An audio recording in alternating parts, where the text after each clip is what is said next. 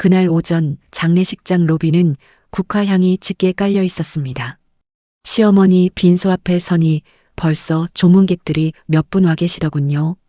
남편은 아직 오지 않았습니다. 어머님이 많이 아프셨나 봐요. 옆집 할머님이 말을 걸어오셨죠.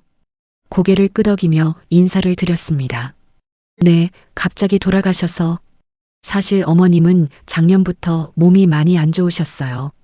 그런데 남편은 한 번도 병원에 모시고 간 적이 없었습니다. 늘 골프니 회식이니 바쁘다는 핑계였죠. 조문객이 하나둘 늘어나는데 정작 상주인 남편은 보이지 않았습니다. 휴대폰을 꺼내 전화를 걸었어요. 여보, 어디야? 사람들이 벌써. 아, 미안. 급한 일이 생겨서 조금만 기다려. 통화는 금방 끊어졌습니다. 배경에서 들리던 소리는 골프장 카트 소리 같았어요. 이런 날에도 골프를 치고 있다니. 조문객들 앞에서 혼자 절을 받는 기분은 참 서러웠습니다. 어머님과 가까웠던 분들이 와서 인사를 하실 때마다 상주는 어디 갔느냐고 묻곤 하셨거든요. 잠깐 급한 일이 있어서요. 같은 말을 몇 번이나 반복했는지 모르겠습니다. 오후 2시가 넘어서야 남편이 나타났어요. 골프복 차림은 아니었지만 얼굴이 햇볕에 그을려 있더군요. 미안해. 현장에서 급한 일이. 변명을 늘어놓는 남편을 보니 화가 났지만 조문객들 앞에서 말다툼할 순 없었습니다. 그냥 고개만 끄덕였어요. 저녁 무렵 조문객들이 대부분 돌아가고 나서 상주실에 앉아 있는데 장례식장 직원이 찾아왔습니다. 고인께서 맡기신 게 있다고 하시더라고요. 직원이 내민 건 하얀 봉투 하나였어요. 봉투 겉면에는 어머님의 손글씨로 며느리에게라고 적혀 있었습니다. 만져보니 종이 한 장이 들어있는 것 같았죠. 남편이 궁금하다는 듯 봉투를 쳐다보았지만 저는 그냥 가방에 넣어두었습니다. 그 봉투 안에 뭐가 들어있을지 그땐 상상도 못했어요. 집으로 돌아와서도 하얀 봉투가 자꾸 신경 쓰였습니다. 어머님이 장례식장에 미리 맡겨두실 만큼 중요한 내용일 텐데 무엇일지 짐작이 안 됐거든요. 남편은 샤워를 하러 들어갔고 저는 거실 소파에 앉아 봉투를 열어보았습니다. 안에서 나온 건 공증받은 유언장이었어요. 어머님의 도장이 선명하게 찍혀 있더군요. 유언장을 읽으면서 눈을 의심했습니다. 집과 토지, 예금까지 모든 재산을 며느리인 저에게 물려준다는 내용이었거든요. 손끝이 떨려왔어요. 뭐 보는 거야? 샤워를 마친 남편이 다가와 유언장을 보더니 얼굴이 하얘졌습니다. 이게 뭔 소리야? 엄마가 정신이 있으셨나? 남편의 목소리가 점점 커졌습니다. 곧 큰형네와 작은형네에게 전화를 걸었어요. 형님들 당장 오세요. 말도 안 되는 일이 생겼어요. 공증 사무실로 확인하러 간 다음 날 유언장이 법적으로 완벽하다는 걸 알게 됐습니다. 어머님이 작년 12월에 직접 오셔서 공증 받으신 거였어요. 몸이 아프시면서도 혼자 오셨다니 얼마나 신중하게 결정하신 건지 알 수 있었습니다. 어머니가 왜 이런 선택을 하셨을까요? 공증인이 말하길 어머님이 며느리만이 이 집안을 제대로 지켜줄 거라고 확신한다고 하셨다더군요. 집으로 돌아오니 형님들이 와 있었습니다. 거실 분위기는 험악했어요.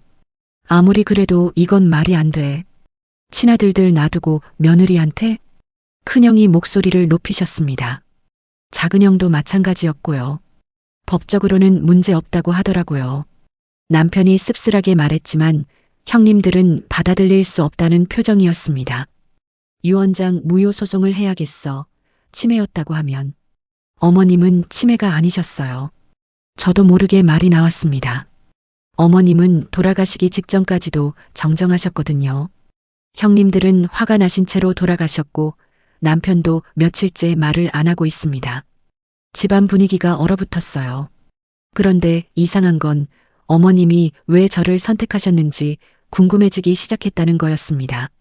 평소 말씀이 많지 않으셨는데 속으로는 뭘 보고 계셨던 걸까요? 어머님 방을 정리하다가 서랍에서 낡은 가계부를 발견했습니다. 가계부 마지막 장에는 어머님 손글씨로 메모가 적혀 있더군요. 민수는 돈을 함부로 쓴다. 소영이가 살림을 맡아야 한다. 적힌 날짜는 작년 여름이었습니다. 그제서야 깨달았어요.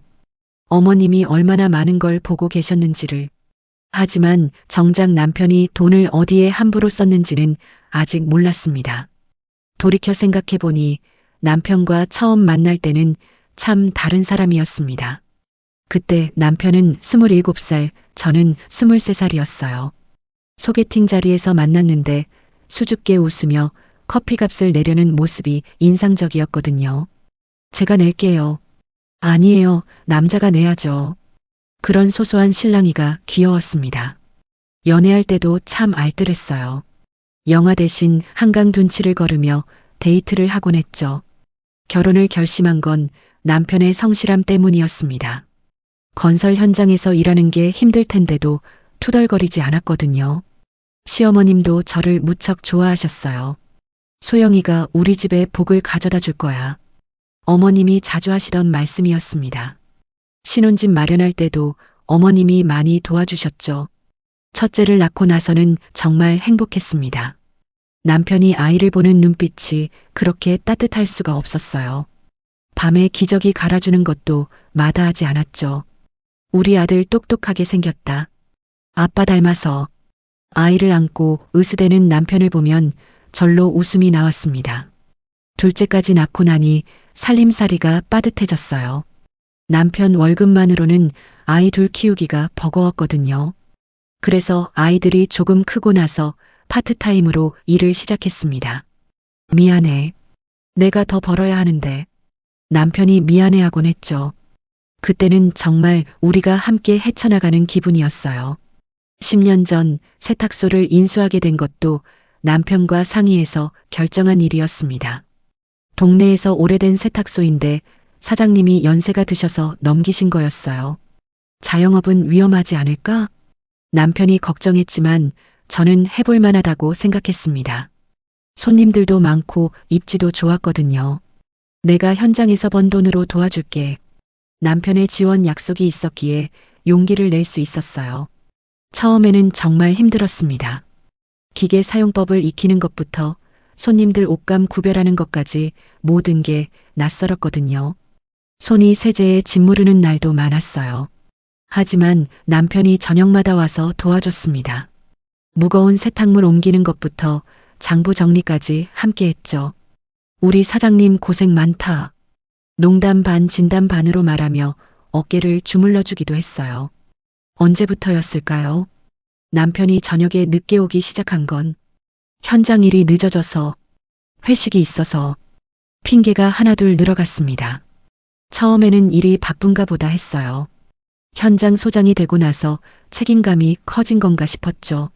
세탁소가 자리를 잡을 무렵 남편의 관심도 점점 멀어져 갔습니다. 예전엔 매출이 얼마나 나왔는지, 힘든 일은 없는지 물어보곤 했는데 어느 순간부터 묻지 않더군요. 대신 골프를 시작했어요. 동료들과 어울려야 일이 잘 풀린다고. 처음에는 이해했습니다. 접대도 있고 인맥도 중요하니까요. 그런데 골프용품 사는데 드는 돈이 만만치 않았어요. 채 한 세트에 몇백만 원씩 하더군요. 회원권 이야기도 나왔을 때는 깜짝 놀랐습니다. 그렇게 비싼 걸 꼭 해야 해? 요즘 세상에 골프 못 치면 일도 못 해. 말투도 예전과 달라져 있었어요. 퉁명스럽고 짜증스러운 투였죠. 그때부터였던 것 같습니다. 남편이 완전히 다른 사람이 된 것처럼 느껴지기 시작한 건 집으로 돌아와서 어머님 말씀이 자꾸 머리를 맴돌았습니다. 민수는 돈을 함부로 쓴다는 메모가 계속 신경 쓰였거든요. 어머님이 뭘 보셨기에 그런 말씀을 적어두셨을까요? 남편은 또 골프 약속이 있다며 나갔습니다. 요즘 들어 골프 횟수가 더 늘어난 것 같았어요. 주말은 물론이고 평일에도 나가곤 했으니까요. 오늘도 가세요? 중요한 사람들이랑 약속이 있어서. 일 때문에 어쩔 수 없다고. 그렇게 말하곤 골프백을 끌고 나갔습니다.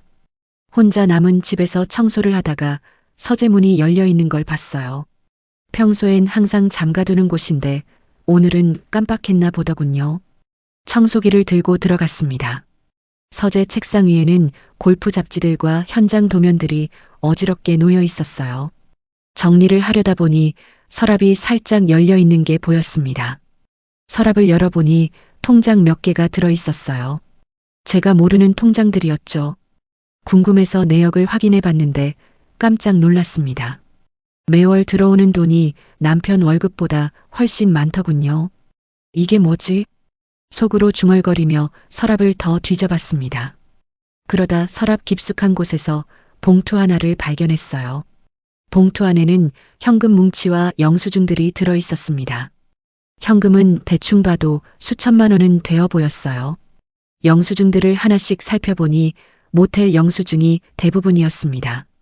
날짜를 보니 최근 몇 개월간의 것들이더군요. 손이 떨리기 시작했습니다.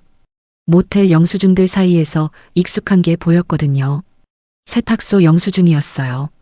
제가 발행한 접수증이 몇 장 섞여 있었습니다. 영수증을 자세히 보니 이상한 점이 있었습니다. 접수 시간이 저녁 9시, 10시 이런 식으로 적혀 있는 거예요. 하지만 저희 세탁소는 8시에 문을 닫거든요. 야간 픽업? 혼자서 중얼거렸습니다. 야간 픽업 서비스는 따로 하지 않는데 어떻게 이런 영수증이 나올 수 있을까요? 영수증에 적힌 날짜들을 확인해 봤습니다. 남편이 골프 모임이 있다고 했던 날들과 겹치는 게 많더군요. 특히 작년 12월부터 올해까지의 영수증들이 대부분이었어요. 문득 이상한 생각이 들었습니다. 혹시 남편이 골프가 아닌 다른 곳에 있었던 건 아닐까요? 그리고 누군가와 함께 저녁에 남편이 돌아왔습니다. 평상시와 다름없이 현관에 골프백을 기대놓고 들어왔어요. 오늘 게임 어떠셨어요? 그냥 그랬어. 스코어가 영 안 나오네. 남편의 대답은 시큰둥했습니다. 골프복에서는 풀냄새가 났어요. 정말 골프를 치고 온 것 같았죠. 하지만 확신이 서지 않았습니다. 서재에서 본 것들이 자꾸 떠올랐거든요. 여보, 혹시 세탁소에 맡길 옷 있어요? 왜? 그냥요. 골프복 같은 거 있으면 말씀해 주세요. 남편이 잠시 저를 쳐다보더니 고개를 저었습니다. 없어. 그냥 집에서 빨면 되지. 그 순간 이상하다는 생각이 들었어요. 예전엔 골프복을 자주 세탁소에 맡겼거든요. 특히 비싼 옷들은 전문적으로 관리해달라고 하곤 했는데 말이죠. 남편이 샤워하러 들어간 사이 저는 다시 서재로 갔습니다. 이번에는 더 꼼꼼히 살펴봤어요. 서랍 맨 아래쪽에서 또 다른 영수증 뭉치를 발견했습니다. 이번엔 카드 영수증들이었어요. 호텔, 레스토랑, 백화점, 꽃집까지 다양했습니다. 금액들을 보니 웬만한 가족 여행비보다 많더군요. 이 모든 게 뭐지? 작은 소리로 혼잣말을 했습니다. 가장 이상한 건 꽃집 영수증이었어요. 장미꽃 한 다발에 10만 원씩이나 하는 것들이었거든요. 남편이 언제 저한테 그런 비싼 꽃을 사준 적이 있었나 생각해봤지만 기억나지 않았어요. 영수증들을 다시 정리해 넣고 서재를 나왔습니다. 마음이 복잡했어요. 뭔가 잘못되고 있다는 느낌이 확실해졌거든요. 그날 밤 잠자리에서 남편 옆에 누워 있으면서도 잠이 오지 않았습니다. 모텔 영수증들과 세탁소 야간 픽업 영수증들이 자꾸 머릿속을 맴돌았어요. 세탁소 CCTV를 확인해 보면 뭔가 알 수 있을 것 같았습니다. 그날 저녁 남편이 잠든 후 세탁소로 갔습니다. 마음이 급해서 슬리퍼 차림으로 나왔더군요. 세탁소 문을 열고 들어가니 기계들의 윙윙거리는 소리만 들렸어요. CCTV 녹화 장치는 카운터 아래쪽에 있었습니다. 평소엔 별로 확인할 일이 없어서 사용법이 서툴렀어요. 몇 번 시행착오를 거쳐 지난달 영수증 날짜들을 입력했습니다. 화면에 나타난 건 예상했던 장면이었습니다. 저녁 9시경 남편이 세탁소 앞에 차를 세우고 내리는 모습이 보였어요. 그런데 혼자가 아니었습니다. 조수석에서 여자가 내렸습니다. 키가 크고 날씬한 체형이더군요. 두 사람이 함께 세탁소 안으로 들어오는 게 선명하게 찍혀 있었습니다.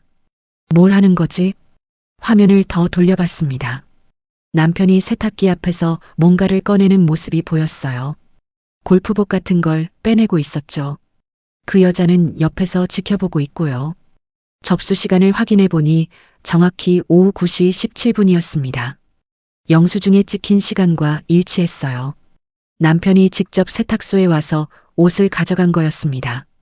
더 충격적인 건 그 다음이었어요. 남편과 그 여자가 세탁소 안에서 포옹하는 장면이 나왔거든요. 아무도 없을 거라고 생각했나 보더군요. 다른 날짜들도 확인해 봤습니다. 비슷한 패턴이 반복되고 있었어요. 남편이 골프 모임이 있다고 했던 날들마다 그 여자와 함께 나타나서 옷을 찾아가곤 했습니다. 손이 덜덜 떨렸습니다. 20년 결혼 생활이 이렇게 무너질 줄은 몰랐거든요. 화면 속 남편은 완전히 다른 사람 같았어요. 그 여자를 보는 눈빛이 예전에 저를 보던 것과 똑같더군요. 집으로 돌아오는 길에 머릿속이 복잡했습니다. 어떻게 해야 할지 감이 안 왔어요. 당장 따져 물어야 할지 아니면 더 지켜봐야 할지. 다음 날 아침 남편이 평상시처럼 회사에 간 후 다시 서재로 갔습니다. 이번엔 더 자세히 살펴보려고 했어요. 서랍 구석에서 작은 봉투를 하나 더 발견했습니다. 봉투 안에는 사진들이 들어 있었어요. 남편과 그 여자가 함께 찍은 사진들이었죠. 레스토랑에서, 골프장에서, 심지어 여행지로 보이는 곳에서까지 다양했습니다. 사진 뒷면에는 날짜가 적혀 있었어요. 가장 오래된 건 작년 봄이었습니다. 벌써 1년 넘게 만나온 거였죠. 저녁에 남편이 돌아왔을 때 더 이상 참을 수가 없었습니다. 여보, 할 얘기가 있어요. 뭔데? 남편이 소파에 앉으며 물었습니다. 저는 CCTV에서 캡처한 사진을 내밀었어요. 이게 뭐예요? 남편의 얼굴이 순간 굳었습니다. 몇 초간 말없이 사진을 바라보더니 한숨을 쉬었어요. 언제부터 알았어? 그게 중요해요? 이 여자가 누구예요? 생활체육센터 강사야. 골프 레슨 받으면서 알게 됐고, 남편의 목소리는 의외로 담담했습니다. 미안해하거나 변명하려는 기색이 없더군요. 그래서 이 모든 게 다 그 여자 때문이었다는 거예요? 모텔비, 꽃값, 비싼 식사비 전부. 소영아, 이런 식으로 따져봤자 뭐해. 이미 틀어진 걸. 남편이 오히려 짜증을 내는 게 이해가 안 됐어요. 잘못한 쪽이 누구인데 화를 내는 건지. 20년을 함께 살았는데 이게 전부예요? 미안하다는 말 한마디 없이? 미안해. 그런데 어쩌겠어. 이미 사랑하게 됐는데. 그 말을 듣는 순간 더 이상 할 말이 없었습니다. 남편은 이미 마음을 정한 것 같았거든요. 이혼할 거예요? 그게 서로한테 좋을 것 같아. 남편이 고개를 끄덕였습니다.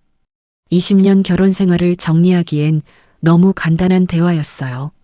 며칠 후 남편의 핸드폰에서 문자 하나가 왔습니다. 화면에 떠오른 문자를 보고 더 큰 충격을 받았어요. 산부인과 예약 확정됐어요. 다음 주 화요일 오전 10시. 발신인 이름은 지연이었습니다. 그 여자가 임신을 한 거였습니다. 다음 날부터 모든 게 달라 보였습니다. 그동안 당연하게 여겼던 일상들이 하나씩 의미를 잃어가더군요. 아침에 남편 출근길 도시락을 싸주는 것부터 저녁에 함께 보는 TV 프로그램까지 모든 게 어색했어요. 남편은 여전히 평상시처럼 행동했습니다. 마치 아무 일도 없었던 것처럼 말이죠. 하지만 저는 더 이상 예전의 제가 아니었어요. 엄마, 무슨 일 있어? 큰애가 집에 들어오자마자 물어봤습니다. 아이들은 눈치가 빨라서 집안 분위기가 이상하다는 걸 알아차렸나 보더군요. 아빠랑 좀 심각한 얘기를 해야 할 것 같아. 무슨 얘기인데요? 작은 애도 걱정스러운 표정을 지었습니다. 아직 대학생인 아이들에게는 너무 무거운 얘기일 수도 있었어요. 저녁 식사를 마친 후 아이들과 진지한 대화를 나누었습니다. 남편은 또 골프 모임이 있다며 나간 상태였어요. 아빠가 다른 여자분과 만나고 있어. 그리고 그분이 임신을 하셨더라. 아이들의 얼굴이 하얘졌습니다. 큰애는 한참 말을 못하고 있었고 작은애는 눈물부터 글썽이더군요. 그럼 우리 가족은 어떻게 되는 거예요? 큰애가 떨리는 목소리로 물었습니다. 이혼을 하게 될 것 같아. 하지만 너희들은 걱정하지 마. 엄마가 다 책임질게. 엄마 혼자서 어떻게 해요? 우리 학비도 있고. 작은 애가 울먹이며 말했습니다. 아이들이 걱정하는 모습을 보니 마음이 아팠어요. 세탁소가 있잖아. 그리고 할머니께서 좋은 선택을 해주셨고, 그제서야 시어머니 유언장의 진짜 의미를 깨달았습니다. 어머님이 이런 상황을 미리 예상하고 계셨던 건지도 모르겠더군요. 할머니가 뭘 하셨다는 거예요? 큰애가 궁금해했습니다. 저는 유언장 얘기를 간략히 들려줬어요. 할머니가 집과 모든 재산을 엄마한테 물려주셨어. 너희들 걱정하지 말고 공부에만 집중해. 아이들은 여전히 불안해했지만 제가 확신을 가지고 말하니까 조금은 안심하는 것 같았어요. 다음 날 오전 혼자 변호사 사무실을 찾아갔습니다. 이혼 절차에 대해 상담받고 싶었거든요. 재산 분할은 어떻게 하실 예정이세요? 변호사가 물었습니다. 시어머니 유언으로 받은 부동산은 제 몫이고 나머지는 합의해서 정리하려고요. 위자료는 요구하실 거고요? 네, 당연히요. 남편의 외도가 명확한 이상 위자료는 받을 수 있다고 했습니다.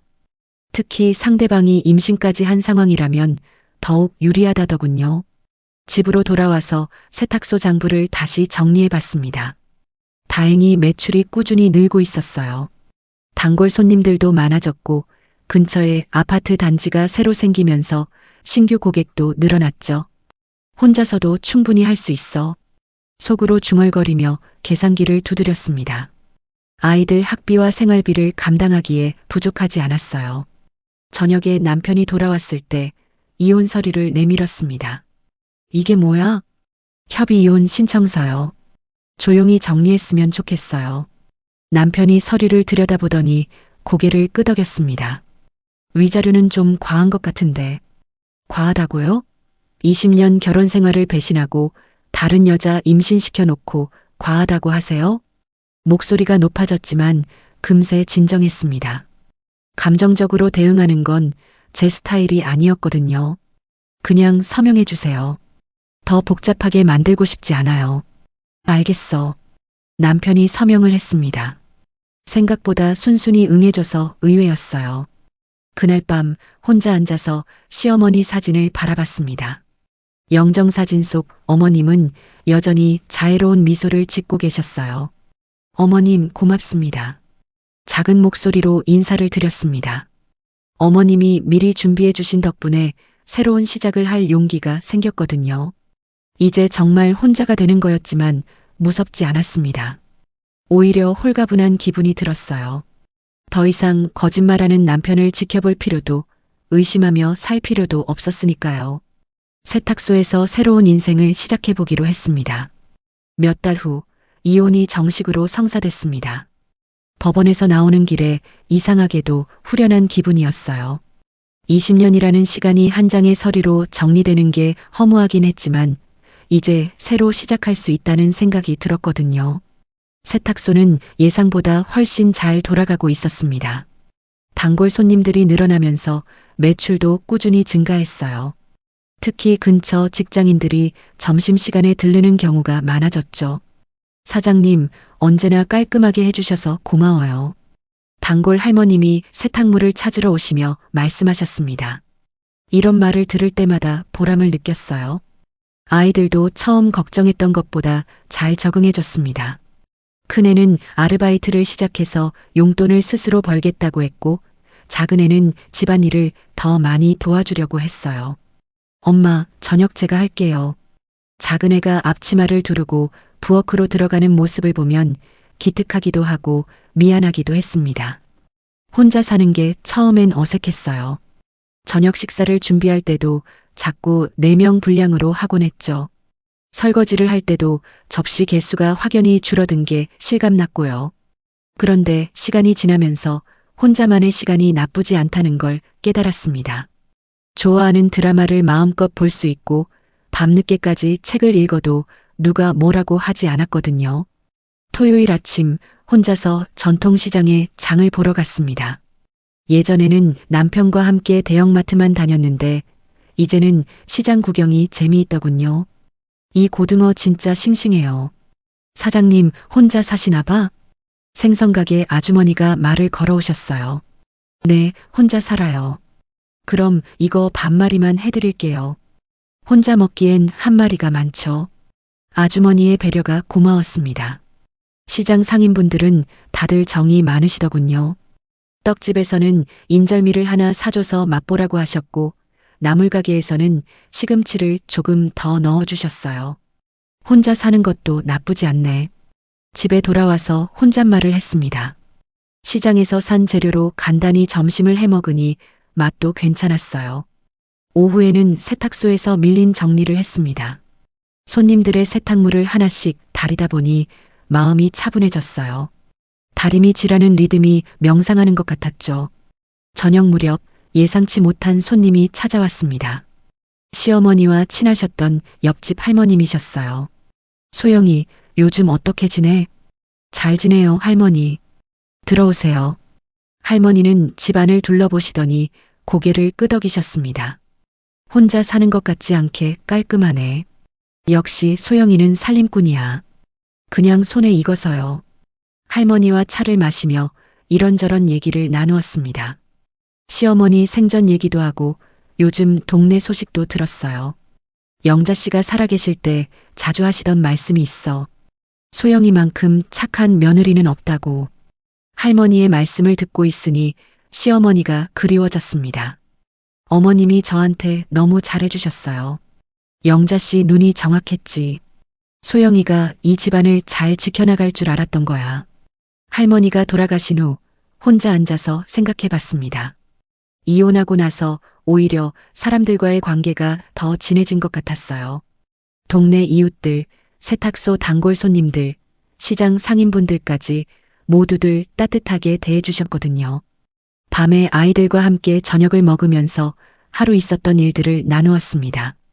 엄마 표정이 많이 밝아졌어요. 큰애가 말했습니다. 그래. 네, 예전에는 항상 뭔가 걱정스러워 보였는데 요즘은 편안해 보여요. 작은애도 고개를 끄덕였어요.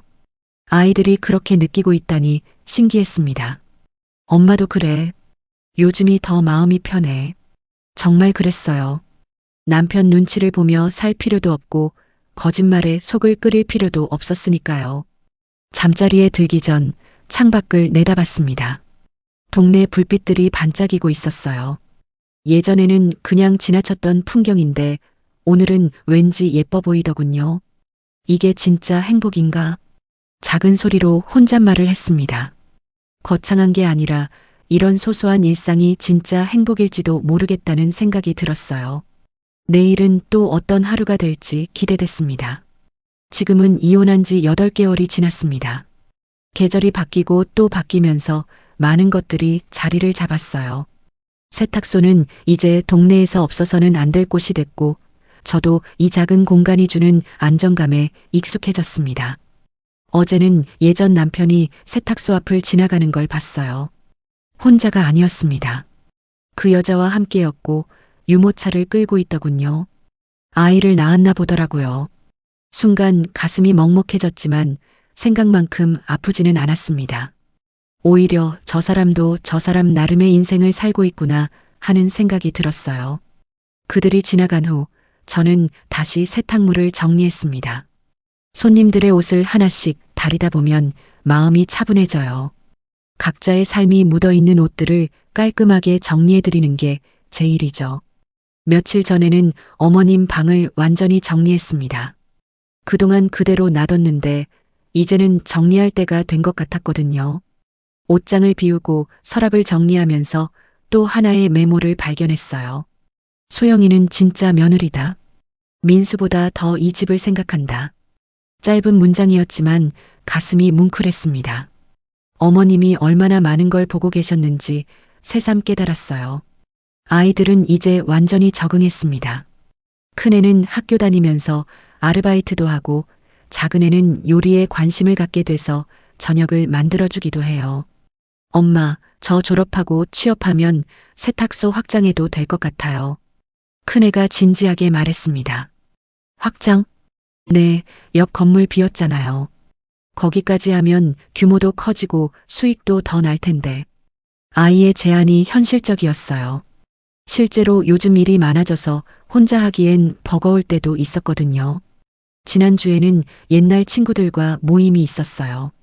오랜만에 만나니까 다들 궁금해했죠. 이혼하고 괜찮아? 많이 힘들지? 친구들의 걱정 섞인 질문에 웃으며 대답했습니다. 생각보다 괜찮아. 오히려 마음이 편해진 것 같아. 정말 그랬어요. 물론 가끔 외롭긴 하지만 의심하고 속 끓이며 사는 것보다는 훨씬 나았거든요. 넌 항상 강했지. 친구가 말했습니다. 강한 게 아니라 그냥 주어진 상황에 적응하는 거야. 집에 돌아와서 시어머니 영정사진 앞에 차 한 잔을 올렸습니다. 요즘 자주 하는 일이에요.